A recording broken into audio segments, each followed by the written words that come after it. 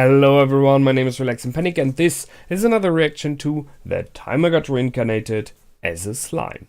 It is episode 12 and the Orc army is marching. And as always, if you want to see the reaction itself, just go down into my descriptions, follow the links, replace the parentheses dot parts with real dots, always struggling with this, and enjoy the reaction. Once you've done, feel free to come back here and hear my thoughts about this episode. So, see you soon. For those that came back, welcome back. Now, that episode more or less went, unsurprisingly you could say, apart from some more informations, which answer questions which I had last time. So I remember in the last discussion I was really questioning how the heck do these orcs feed such a huge army? And now we know, because they eat everything. They just, devour whatever is in their way, so I guess they are possibly even eating like the plants and everything, and they're eating everything they kill, not only animals but their enemies as well and their comrades as well. So yes, that might be working for a specific amount of time, possibly not endlessly. I guess some when they just trample around the world. They're like a, I think it is locust swarm, right? The question I ask myself is, how much stronger do they get? So, I mean, they're not like numbers here or stuff like that. But let's say if they have a specified power and they eat a comrade, does this power double because the comrade has the same? So let's say they all have a power of 1. You know, 200,000 orcs. Everyone has a power of 1, whatever that number means. And one of them eats his comrade.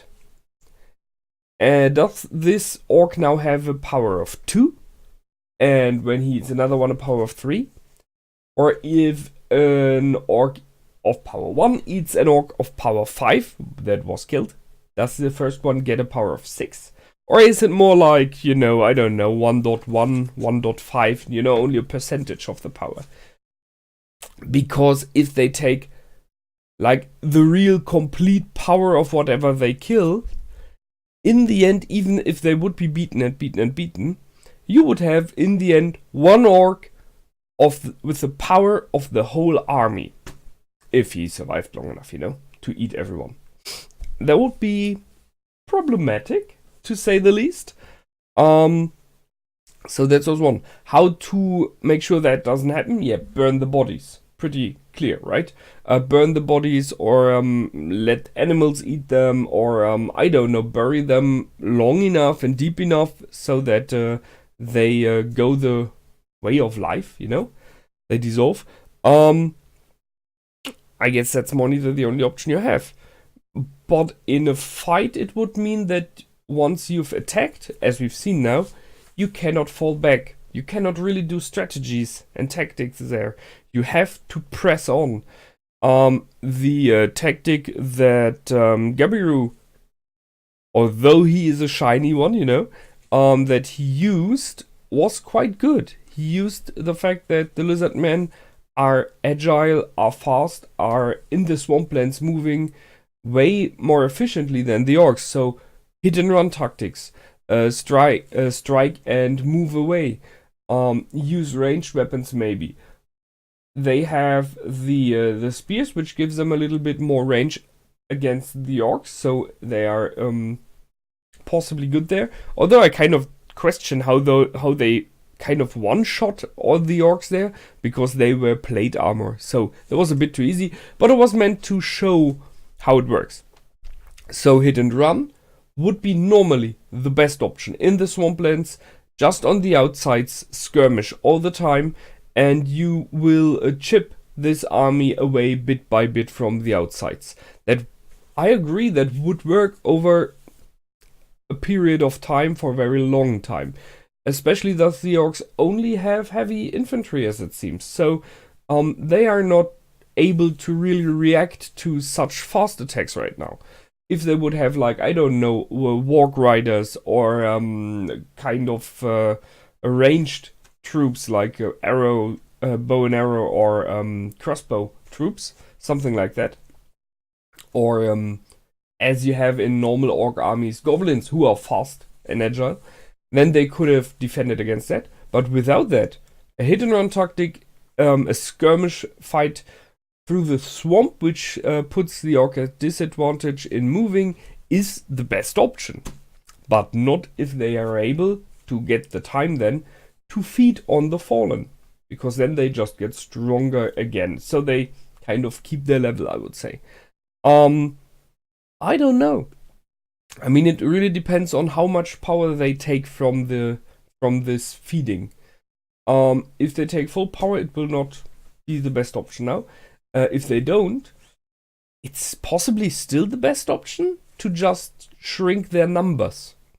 And once the number is down enough, still incredibly hard possibly, you could at least try to set up like a real fight against them with Rimuru, which is not there yet.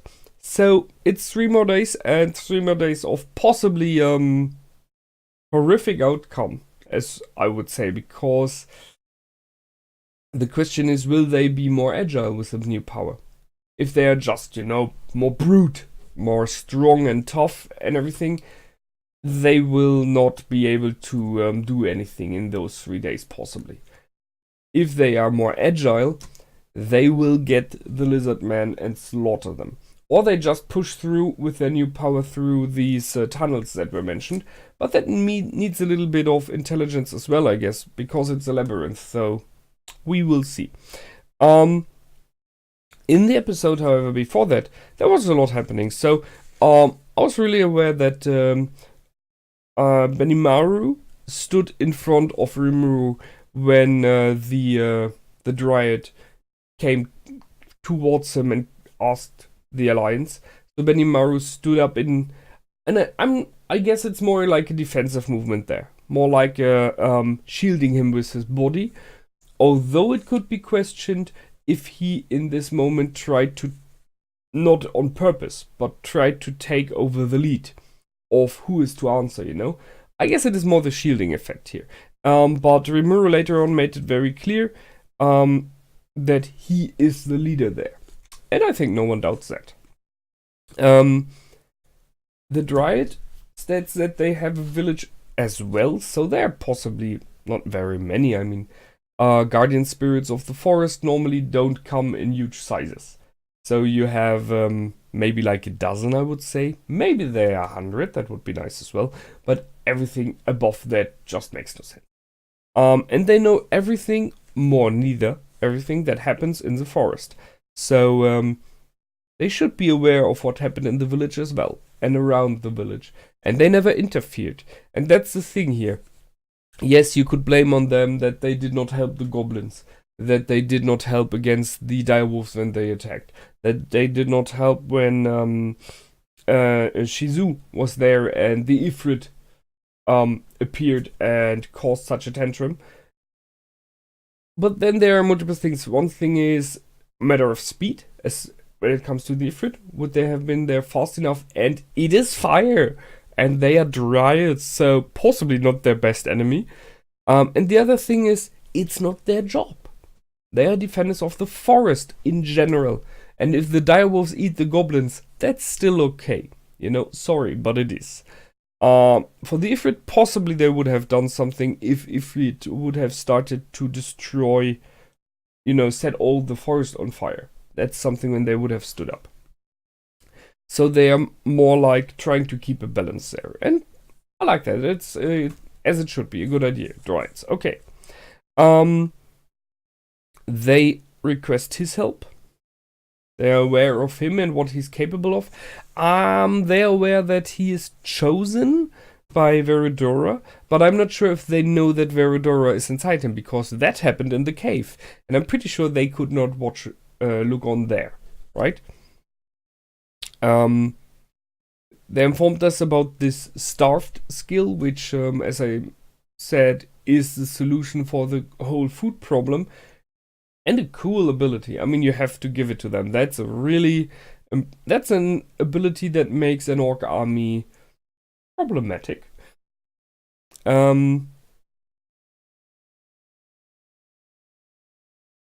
And we, after Rimuru accepted the alliance, although he was kind of pressed into it, he got the right ideas. So search someone in the lizards who's clever enough. So possibly, thus the king was, or chieftain, was thrown over, which by the way was a stupid move, but very much working for Gabiru.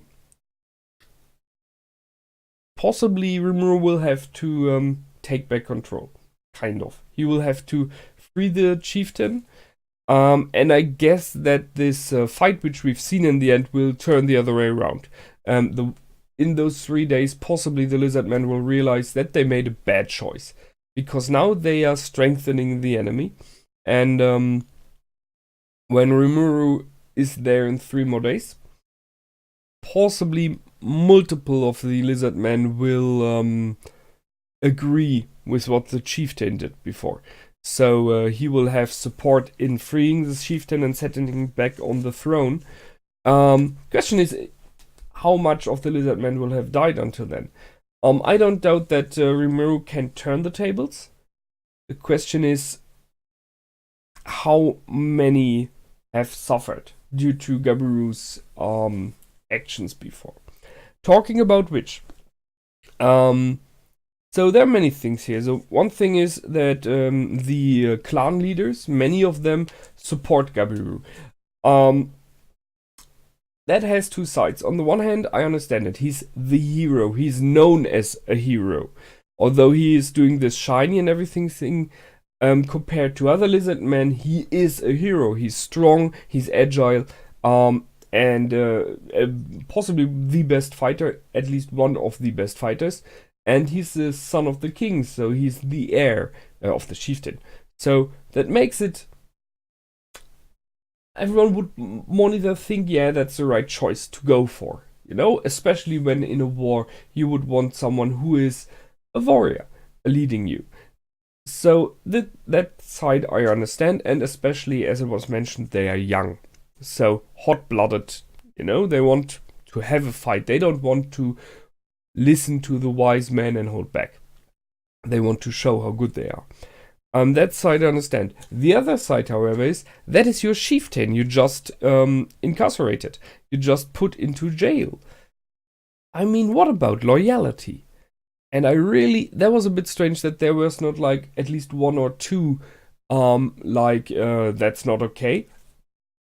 Even if it would have been the older ones, you know? That you could see this is not so one-sided. But then I guess they wanted to push it. It's a matter of time, so they just showed that most of the clan leaders support Gabiru.